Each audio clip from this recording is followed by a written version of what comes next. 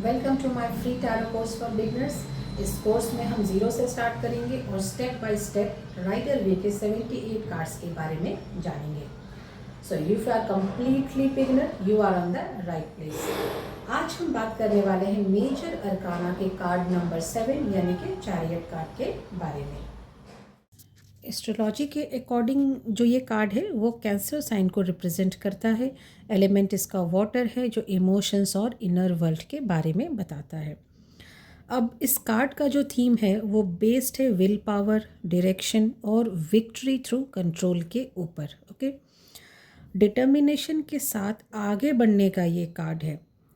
It represents the moment when you stop doubting yourself, यानी कि आप जब खुद को संदेह करना, डाउट करना बंद कर देते हैं और खुद के बलबूते पे जब आप आगे बढ़ते हैं, अपनी डेस्टिनी को बनाते हैं। इस जो इस बात को ये कार्ड जो है वो रिप्रेजेंट करता है। ठीक है, अब मैं कोशिश करूँगी यहाँ पर एक स्टोरी के माध्यम से इस कार्ड को और डिटेल्स में समझने की, ताकि इसकी जो पूरी डिटेल्स है वो आपको बहुत अच्छे से समझ में आ जाए। ठीक है, तो आप इमेजिन करिए कि एक यंग वॉरियर प्रिंस है जो एक पावरफुल चैरियट के पास खड़ा है। जो प्रिंस है वो पैलेस का कंफर्ट, अपना चाइल्डहुड और अपनी इमोशनल सिक्योरिटी को उसने क्या किया, पीछे छोड़ दिया है। जब हम अपनी सिक्योरिटी को पीछे छोड़ देते हैं, जब हम घर से बाहर निकलते हैं तो बहुत सारी चीज़ें अनसर्टेन होती हैं। तो वहाँ पर क्या फीलिंग होती है, एक डर काम कर रहा होता है कि अब मात पता नहीं आगे क्या होने वाला है, अब जो भी सिचुएशन आएगी वो मुझे अकेले फेस करना है। इस तरह का एक द्वंद्व हमारे अंदर काम करता है ना। अब उसके सामने क्या है, अब उसके सामने एक पूरी दुनिया है जिसमें वो पूरी तरह से अनजान है। अब उसे अपनी डेस्टिनी खुद बनानी है, यही उसका मिशन है।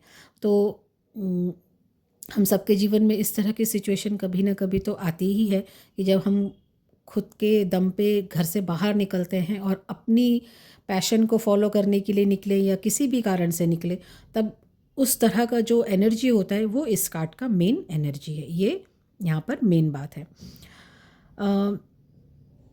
अब आप ध्यान से देखें तो कि ये जो चैरियट है वो दो फिनिक्स के द्वारा खींचा जा रहा है। One is black and one is white. और ये ब्लैक और वाइट जो फिनिक्स है ये क्या बताने की कोशिश कर रहे हैं, ये अपोजिट डिज़ायर्स को, अपोजिट इमोशंस को और अपोजिट डायरेक्शन को बता रहे हैं। And here is the biggest lesson.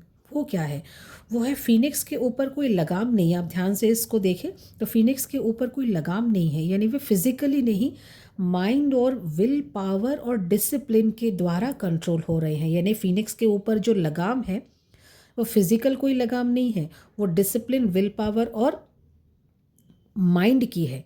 उसके द्वारा वो फिनिक्स को कंट्रोल करने की कोशिश कर रहा है।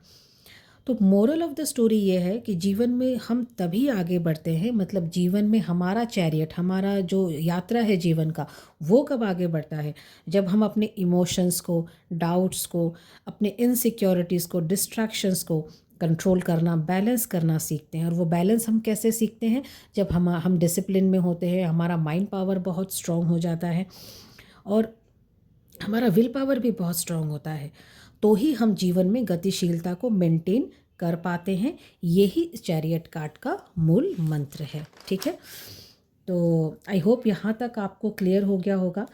अब इस कार्ड्स के कीवर्ड्स के बारे में हम जानेंगे। इनको आप नोट डाउन भी कर सकते हैं। तो इसके जो कीवर्ड्स हैं वो हैं will power, determination, victory, direction, control, discipline, focus, success, after struggle, travel. ये इनके प्राइमरी कीवर्ड्स हैं। इसके साथ ही हम इसके शैडो कीवर्ड्स को भी जान लेते हैं। तो वो है aggression, forceful behaviour, lack of direction, losing control और बर्नआउट। आगे बढ़ने से पहले मेरा रिक्वेस्ट है, अगर अभी तक ये वीडियो आपको हेल्पफुल लग रही है तो प्लीज़ कमेंट में ज़रूर बताइएगा, इससे मुझे भी मोटिवेशन मिलती है। चलिए आगे बढ़ते हैं। तो अभी तक हमने जो जाना वो इस कार्ड का एस्ट्रोलॉजी के अनुसार मीनिंग, इस कार्ड का बेसिक थीम क्या है। स्टोरी के माध्यम से इस कार्ड को हमने और अच्छे से समझने की कोशिश की। इसके प्राइमरी कीवर्ड्स को भी जान लिया और इसके शैडो कीवर्ड्स को भी हमने जान लिया है। तो अब हम जानेंगे डिफरेंट एस्पेक्ट्स में जब ये कार्ड आता है, क्योंकि अगर आप बिगनर हैं तो जब आप रीडिंग करेंगे तो अलग अलग एस्पेक्ट्स में जब ये कार्ड आता है तो फिर इस कार्ड का कैसे आपको इंटरप्रेट करना है वो अब हम जानेंगे। ठीक है।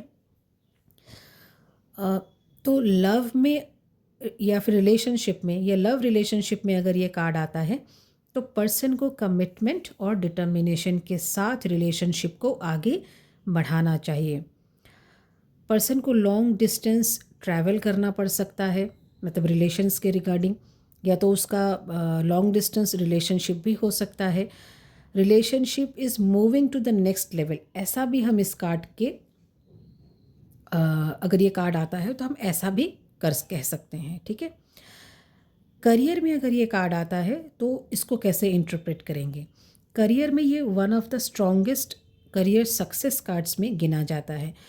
ये इंडिकेट करता है प्रमोशन को, अचीवमेंट, न्यू जॉब या फिर बिजनेस में success, leadership role, winning competition को। पर्सन को बहुत फोकस्ड रहना है और मोमेंटम को लूज़ नहीं करना है, ऐसा बताता है ये कार्ड। ठीक है। फाइनेंस में अगर ये कार्ड आता है तो ये फाइनेंशियल प्रोग्रेस को, सक्सेस थ्रू डिसिप्लिन, मतलब यहाँ पर डिसिप्लिन शब्द आप देखिए कितनी बार इस पूरे पूरे बातचीत के दौरान आया है। इस कार्ड का मेन फोकस ही डिसिप्लिन है। माइंडफुल स्पेंडिंग, प्लानिंग करके स्पेंड करना और सेल्फ कंट्रोल को बताता है। पर्सन को प्लानिंग और माइंडफुल होकर ही मनी से रिलेटेड डिसीजंस या फिर स्पेंडिंग करनी चाहिए। व्यक्ति का अपने इमोशंस और थॉट्स पर जितना इंटरनल कंट्रोल और अवेयरनेस होगा उसकी लाइफ उतनी ब्यूटीफुल और स्मूथली आगे बढ़ेगी। ये इस कार्ड का स्पिरिचुअल मीनिंग है। ठीक है। तो आई होप यहाँ तक आपको चीज़ें समझ में आई होंगी। तो चलिए आगे बढ़ते हैं। अगर अभी तक आपने चैनल को लाइक और फॉलो नहीं किया है तो ज़रूर से कर लीजिए। चलिए अब हम इस कार्ड के रिवर्स कार्ड मीनिंग के बारे में जानते हैं। रिवर्स में जब ये कार्ड आता है यानी चैरियट कार्ड जब रिवर्स में आता है तो फिर ये क्या बताता है। ये बताता है loss of control, loss of direction को। लाइफ में व्यक्ति बहुत स्टक फील करता है, इमोशनल ओवरवेल्म, और या तो उसके लाइफ में कोई मोटिवेशन ही नहीं है, टू मेनी डिस्ट्रैक्शंस, ये इसके रिवर्स मीनिंग है। ठीक है। अब ओवरऑल जो चैरियट कार्ड है वो एज अ गाइडेंस मैसेज उसका क्या मीनिंग होता है ये हम थोड़ा सा देख लेते हैं लास्ट में। जब ये चैरियट कार्ड आता है तो आपको क्या ये एडवाइस देता है या अकॉर्डिंग टू इस कार्ड के गाइडेंस हम क्या दे सकते हैं वो जानते हैं। पर्सन को लाइफ का कंट्रोल खुद लेना चाहिए, सेल्फ डाउट को छोड़कर फोकस और डिसिप्लिन के साथ आगे बढ़ना चाहिए। Victory is not given, it is driven, ये इस कार्ड का मूल मंत्र है। आई होप ये वीडियो आपको हेल्पफुल लगी होगी।